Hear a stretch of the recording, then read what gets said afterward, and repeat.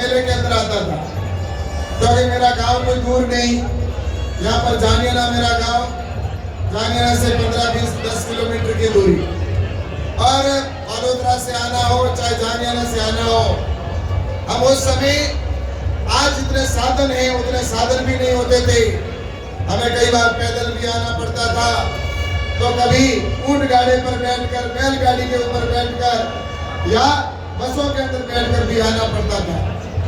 लेकिन फिर भी इस मेले के अंदर कभी संख्या कम नहीं हुई, और उसके पीछे कारण अगर कोई है तो ये हमारी शीतला माता जी का आशीर्वाद है कि यहाँ जो भी आता है वो कोई खाली हाथ नहीं जाता। शीतला माता का हमारे ऊपर हमेशा आशीर्वाद बना रहता है।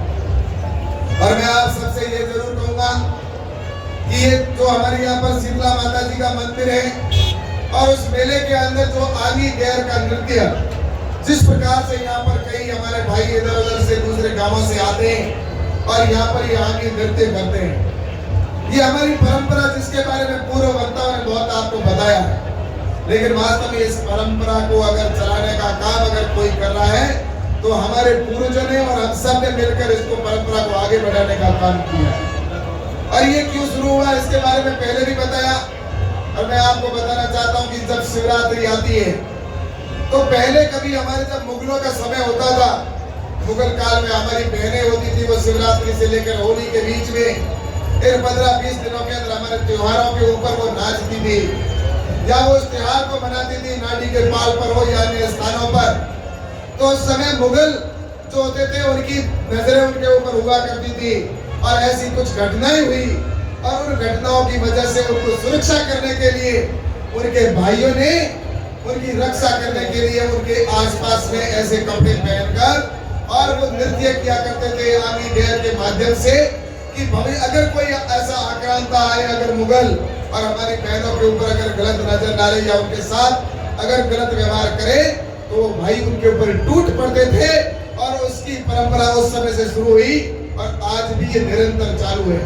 ये हमारी परंपरा निश्चित रूप से मैं आपसे कहना चाहूंगा, ये परंपरा हमारी निरंतर आगे बढ़ती है।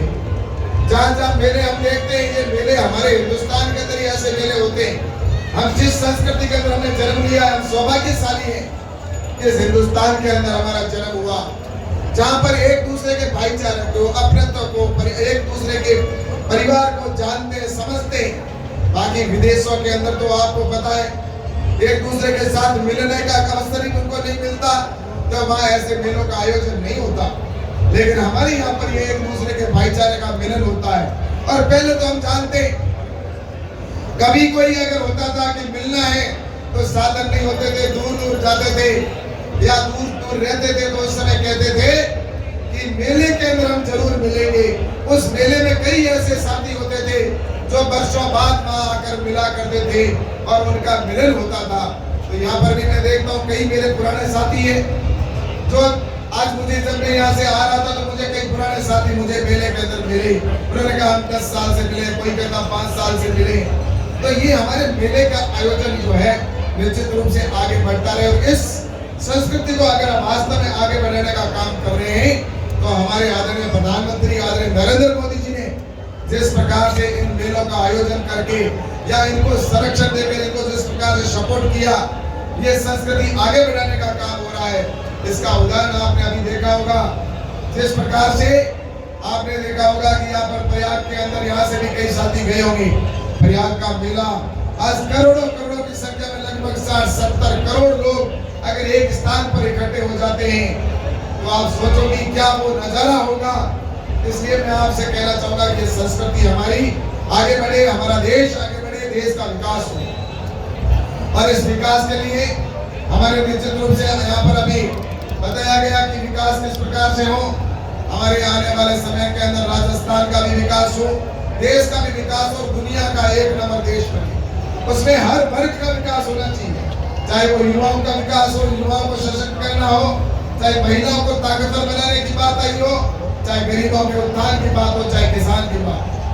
आज मैं आप सबसे कहना चाहूंगा कि अभी किसान की बात की गई कि यहाँ पर जिस तरह से बाजरा हमारा कहते थे गरीबों का धान है, ये बाजरा तो गरीब लोग खाते हैं, लेकिन वही बाजरा पिछले 1, 2, 3 साल से मैं देख रहा हूँ कि अमीर लोगों के खाने का अनाज बन चुका है और वो लगातार इसके पीछे का कोई कारण है। तो आपको पता होगा, मैं एक दिन प्रधानमंत्री जी के साथ बैठा था। मैंने प्रधानमंत्री जी को कहा कि मैंने कहा आपने योगा को दुनिया के अंदर लेके ले जाने का काम किया कि योग स्वास्थ्य के लिए ठीक होता है। आपने एक शब्द कहा और पूरी दुनिया लगभग 135 से भी अधिक देशों में योग को मनाना शुरू कर दिया। सब लोग योग करने लगे। अगर यही हमारा पौष्टिक आहार, जो हमारा बाजरा है, जिसको गरीब किसानों का कहा जाता है, उसकी कीमत किसान को नहीं मिलती, सिर्फ 1100-1200 रुपए उस समय मिलते थे। मैंने कहा क्विंटल के पैसे मिलते हैं। अगर आप एक बार मुंह से कह देंगे कि वास्तव में ये अनाज जो बाजरा है वो किसानों का है, ये वास्तव में अगर पौष्टिक है, तो दुनिया इसको खाना शुरू करेगी और इससे किसान को अच्छी रेट मिलेगी। और प्रधानमंत्री जी ने उसको ऐसे कई मंचों पर भी कहा और यूएनओ के अंदर कहा कि जाकर ये बाजरा स्वास्थ्य के लिए लाभदायक है। और वो बाजरा उसके बाद में संसद में भी यही का बाजरा का खींचना हो, चाहे बाजरे की खीर हो, चाहे बाजरे की राबड़ी हो या बाजरे का चूरमा हो, ये सारे देश के सांसदों ने वहां पर खाया।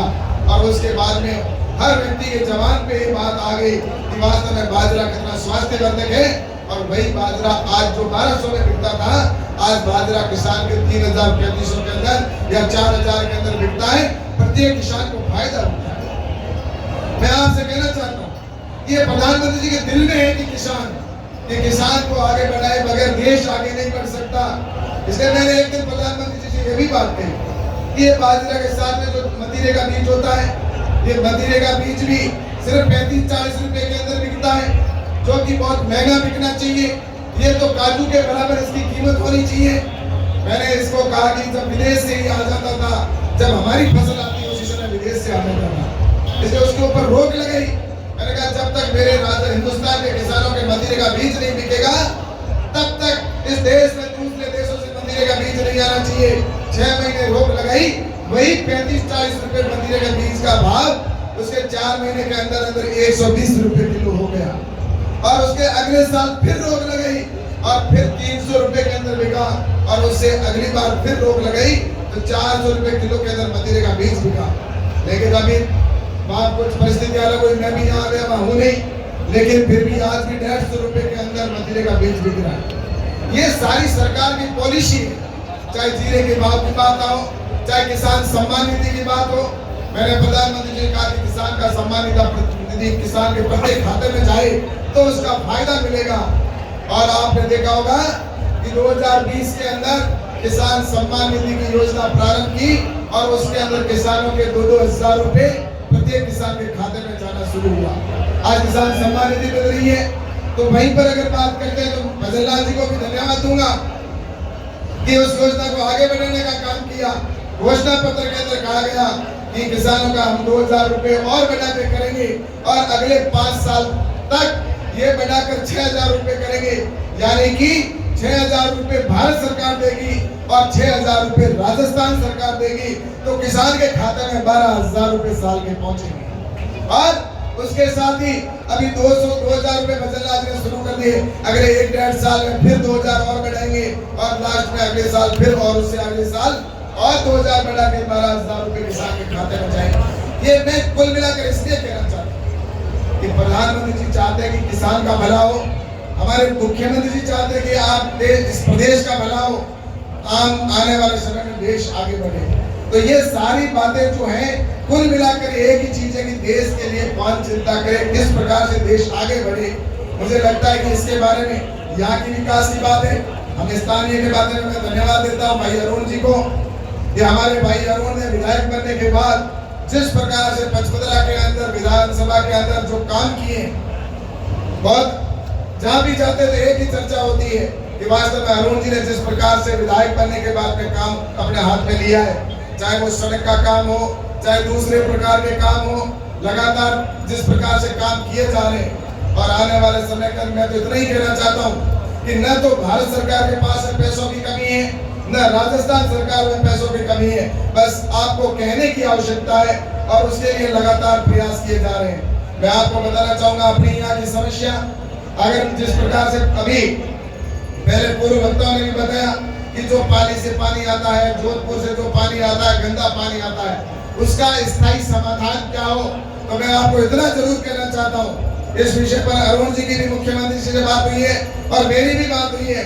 भविष्य में इसका स्थायी समाधान क्या हो, जिससे कि हमारे किसानों का यहाँ पर अच्छा हो सके और इस जो गंदा पानी उसका समाधान हो सके, और आने वाले वक्त के अंदर इसका भी समाधान होगा। अन्य प्रकार की जो समस्या पानी से लेकर हर प्रकार से अगले आने वाले कुछ ही समय में आपको कुछ अच्छा होता हुआ निश्चित रूप से दिखेगा। इसलिए मैं आप सभी से यहाँ पर कहना चाहता हूँ कि विकास हम अपनी आंखों से देख रहे हैं। आज चाहे भारतमाला की सड़कें हो, चाहे यहाँ पर एयर एक्सप्रेस वे की सड़कें हो, ये सारे काम इन 10 सालों के अंदर जो हुए हैं, ये आने वाले इतिहास के अंदर हम देखेंगे कि आने वाले वक्त के अंदर कि भारत किस प्रकार से लगातार तरक्की कर रहा है। हम सब चाहते हैं कि भारत की तरक्की के पीछे ही हमारे गाँव की तरक्की है, और गाँव की तरक्की होगी तभी भारत का विकास होगा। इस